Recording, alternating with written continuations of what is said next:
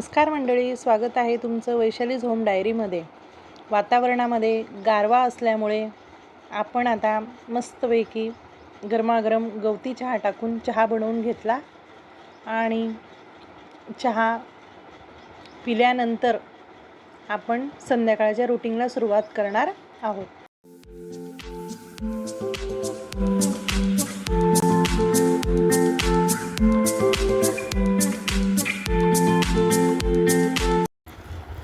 छान असा चहा पिऊन झाला आणि लगेच आमच्याकडे नळाला पाणी आले।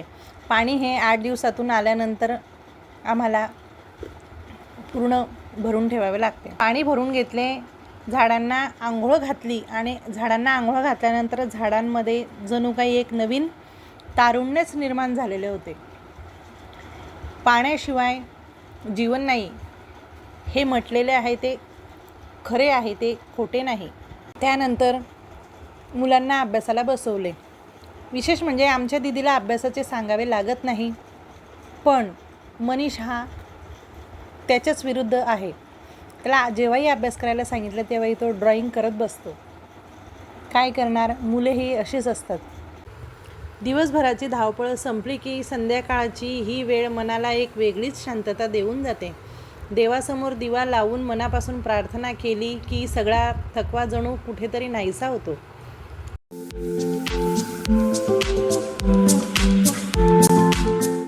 आता आपल्याला जेवणाची चव अधिक वाढवणारी अशी कढीपत्त्याची चटणी बनवून घ्यायची आहे। सर्वात अगोदर शेंगदाणे भाजून घेतले, त्यानंतर खोबरेही मंद आचेवर भाजून घेतले।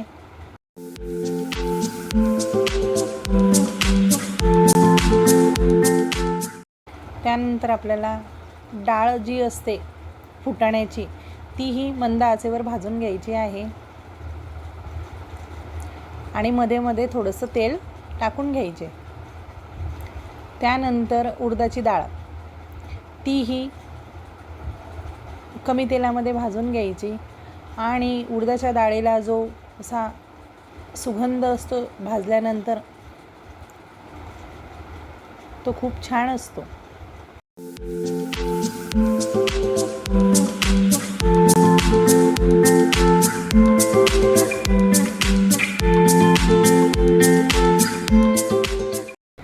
त्यानंतर लसूण आणि जिरे हे एकत्र भाजून घेतले। लसूण हा ऑप्शनल आहे, आवडत असेल तर टाका, नाही आवडत असेल नाही टाकला तरी चालेल।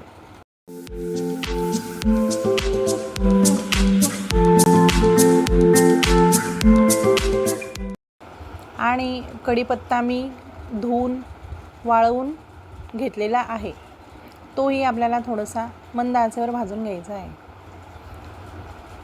म्हणजे तो कुरकुरीत होईल आणि चटणी करताना त्याची बारीक अशी पावडर होईल। आणि त्यानंतर लाल मिरची घ्यायची, ती आपल्या आवडीनुसार। नंतर मिक्सरमध्ये सगळं जिन्नस एकत्र घेतले।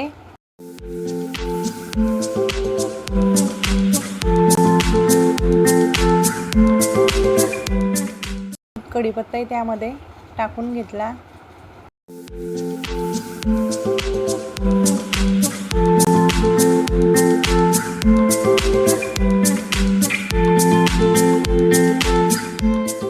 नंतर लाल मिरची टाकून घेतली, मीठही आपल्याला टाकून घ्यायचे आहे। त्यानंतर मिक्सरमधून अशी बारीक फिरवून घेतली।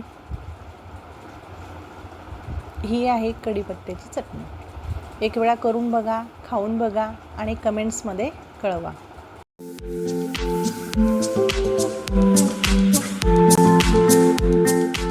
आणि आपल्याला आता टोमॅटोची चटणी करून घ्यायची आहे। कांदा, कढीपत्ता, जिरे, राई सगळे एकत्र टाकून घेतले। हळद, कोथिंबिरी आणि नंतर लाल टोमॅटो चिरून टाकून घेतले। अशी ही संध्याकाळच्या स्वयंपाकाची तयारी।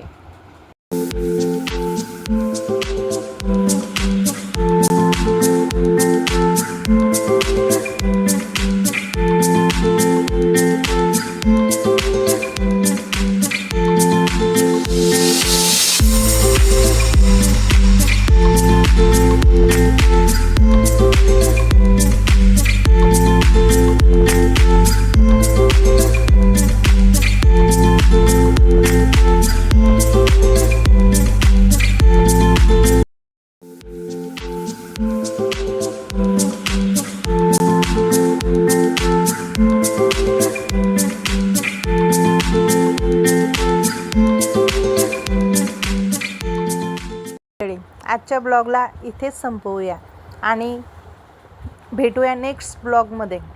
आजचा ब्लॉग तुम्हाला आवडला असेल तर लाईक करा, सबस्क्राईब करा.